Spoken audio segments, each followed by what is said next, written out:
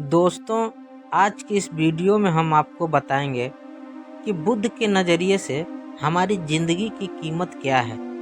हम में से बहुत से लोग अपनी ज़िंदगी की वैल्यू ही नहीं समझते और अपने जीवन को ऐसे चीज़ों में बर्बाद कर देते हैं जिनसे हमारा नुकसान ही होता है। कुछ लोग तो अपनी ज़िंदगी को शराब के पीछे बर्बाद कर देते हैं, तो कुछ लोग लड़कियों के चक्कर में और कुछ अपनी सारी ज़िंदगी पैसा पैसा करके बर्बाद कर देते हैं। तो आज की इस कहानी के ज़रिए आप जानेंगे कि हमारी ज़िंदगी कितनी कीमती है और हमें अपनी इस कीमती ज़िंदगी को किस तरह जीना चाहिए। दोस्तों, इससे पहले कि आप कहानी में खो जाएं, आप सबसे एक छोटी सी रिक्वेस्ट है, यदि आप हमारे चैनल पर नए हैं तो प्लीज़ आप हमारे चैनल को सब्सक्राइब ज़रूर कर लीजिए, क्योंकि इसी तरह की कहानियाँ लेकर आता रहूँगा। तो चलिए चलते हैं कहानी की तरफ। दोस्तों, एक बार की बात है, गौतम बुद्ध अपने शिष्यों को जिंदगी से जुड़ी अच्छी बुरी चीज़ों का ज्ञान दे रहे थे। सभी शिष्य उनकी बातों को ध्यान से सुन रहे थे।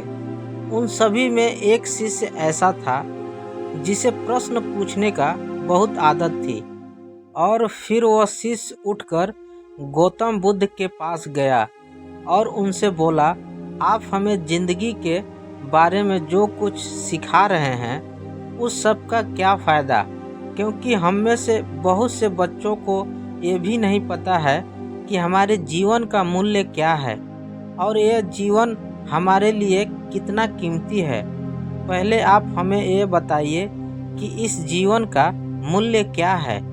और फिर अपने शिष्य की बात सुनकर गौतम बुद्ध उठकर अपने कक्ष में गए और एक चमकता हुआ पत्थर का टुकड़ा लेकर आए, और वह टुकड़ा उन्होंने अपने शिष्य को दे दिया और बोला, मैं तुम्हें इस जीवन का मूल्य तब बताऊंगा जब तुम इस पत्थर का सही मूल्य पता लगाकर आओगे, लेकिन तुम यह ध्यान रखना कि तुम्हें यह पत्थर का टुकड़ा किसी को बेचना नहीं है। और फिर वह शिष्य गौतम बुद्ध की बात मानकर वह शिष्य बाजार की तरफ चला गया। बाजार में सबसे पहले उसकी नज़र एक फल बेचने वाले पर पड़ी और उसने वह पत्थर उस फल वाले को दिखाया और बोला, इस पत्थर के बदले आप मुझे कितने फल दे सकते हो। तो फिर फल वाले ने बोला, यह पत्थर कुछ खास तो नहीं है, लेकिन फिर भी इसके बदले में तुम्हें 10 केले दे सकता हूँ। वह शिष्य उस पत्थर को लेकर आगे चला गया। फिर उसे एक सब्जी वाला मिला।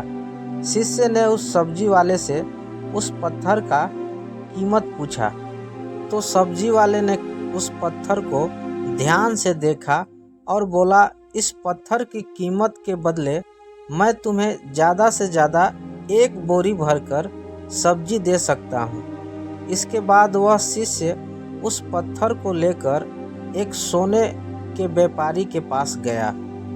तो उस पत्थर की टुकड़े की चमक देखते ही उस सोनार ने उसकी कीमत 100 सोने के सिक्के के बराबर लगाई।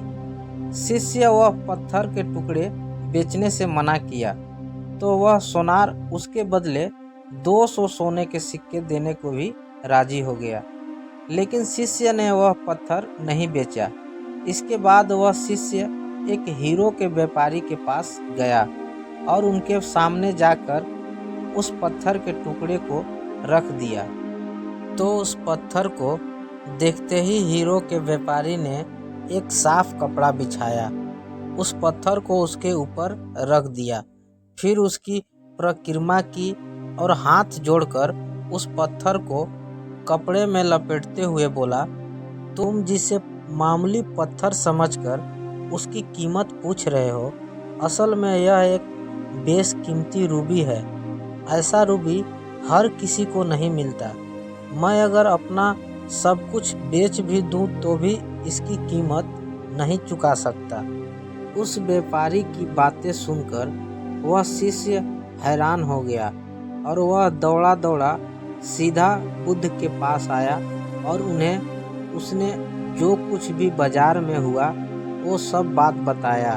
तो उसकी अचरज भरी बातें सुनकर गौतम बुद्ध बोले, तुम्हारे सवाल का जवाब इसी रूबी की कीमत में ही छिपा है। हमारी जीवन भी एक रूबी है।